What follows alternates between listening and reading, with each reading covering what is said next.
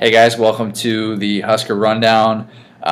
What a crazy game we just witnessed. Nebraska pulls off the mustache miracle, as you tried to coin, but found out that it was actually coined by a few others. Punch there. Yeah, sorry.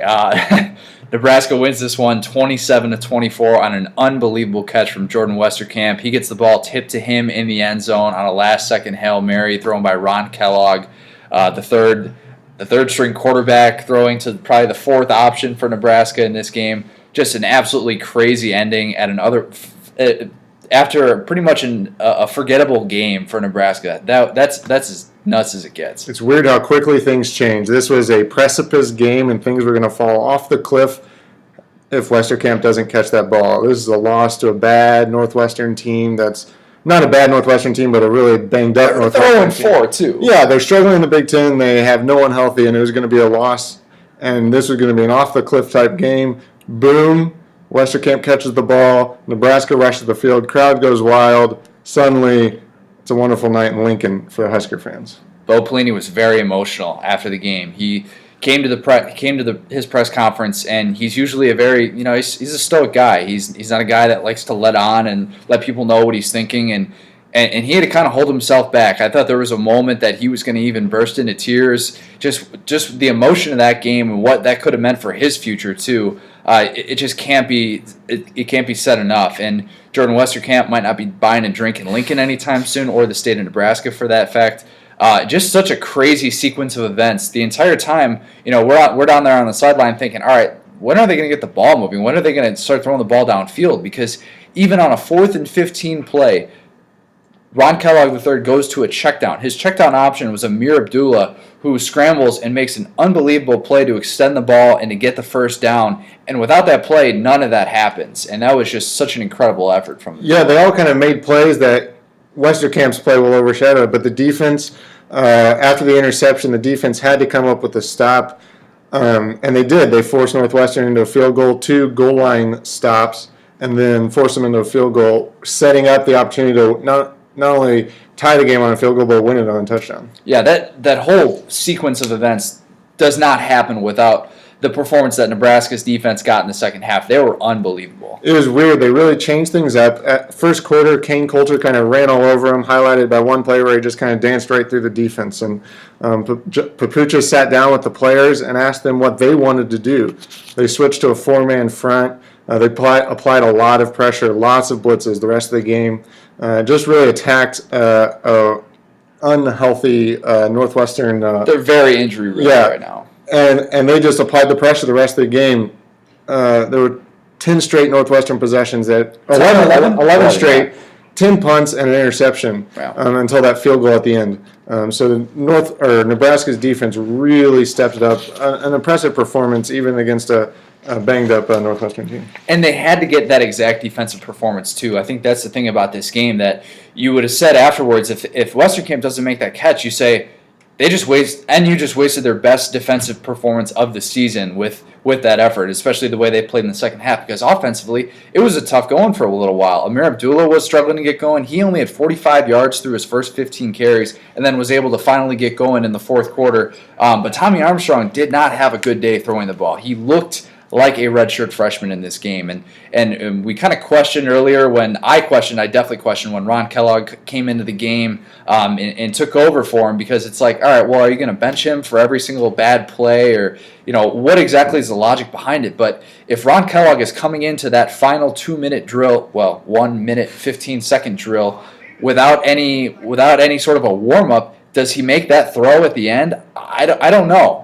I really don't know. Pelini seemed pretty confident that he was asked about using Kellogg in that situation, that's what he was going to do, just the veteran experience there, that he was going to put Kellogg in a 2-minute situation like that. Kellogg had no idea he was going into that game. He said he was shocked, and he got really nervous when Pelini called his number. And how can you not be in that moment? You're a third-string quarterback coming into that situation. You never think you're gonna have that much riding on your shoulders to say, "Here, kid, go get him." Fifth-year senior. There's nothing that can prepare you for that moment. And you know what? He is going to be remembered for that pass, even though it was an underthrown ball that wasn't even going to get to the end zone. But Jordan Westerkamp just makes the play of the season for the Huskers. if we reel this back a little bit, how do we put this into perspective? I know you had a pretty good stat about the Big Ten opponents they've won. Well, okay, so you look at Nebraska and you're like, all right, well, they're 3-1 in the Big Ten play right now, and they have a chance to go and get a win at Michigan next week, and that would make them 4-1 if they were able to pull that off somehow, which is still going to be a tough task.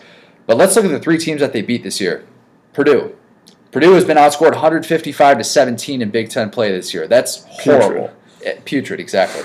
Illinois. Team that's lost 18 games in a row in conference play.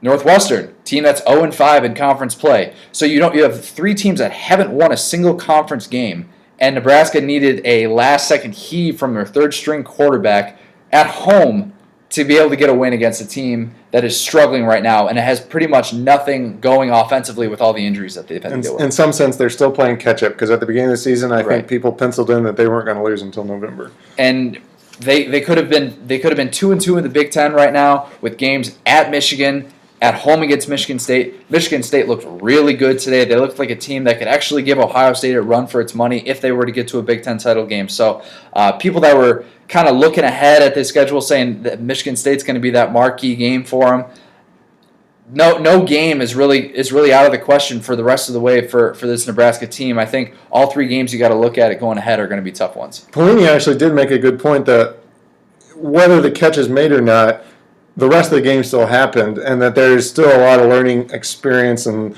stuff that the team needs to build on from an otherwise a game that they were about to give up. So Pelini did try to put that in perspective a little bit to not kind of overplay or overshadow or kind of push to the side some of the flaws that were in the game. And Pelini says that a lot, and especially in a game like this, it's really important. He says things aren't always as good as they seem when you're winning, and things aren't always as bad as they seem when you're losing. And for a game like this, Nebraska fans are going to be on cloud 9 after this, and they're going to want to say, oh, Rose Bowl, it can happen again, it can happen. There's a whole lot of things that have to change about this team that were really, really bad for the first 59 minutes and 54 seconds. So you really can't look at this game and say, all right, this is going to be the big momentum swing that's going to automatically push them past the rest of the Big Ten. No, momentum is not exactly a true thing, because if it were, then, well, they wouldn't even play the games. That said, sports is sports. Freaky things happen.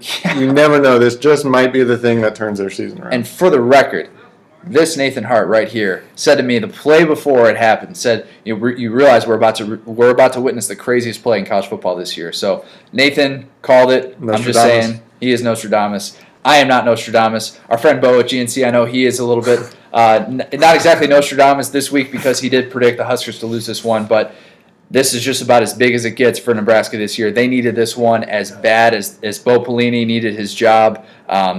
This one will be remembered in Lincoln for a very long time. I think we can say that with some pretty good certainty. So for the Husker Rundown, hope you guys stay safe tonight, and don't party too hard because they got to go to work next week, and they have a lot of stuff to do to get back to a Rose Bowl. So for Con O'Gara, Nathan Hart, this has been the Husker Rundown. Thanks, guys. We'll see you in a couple weeks.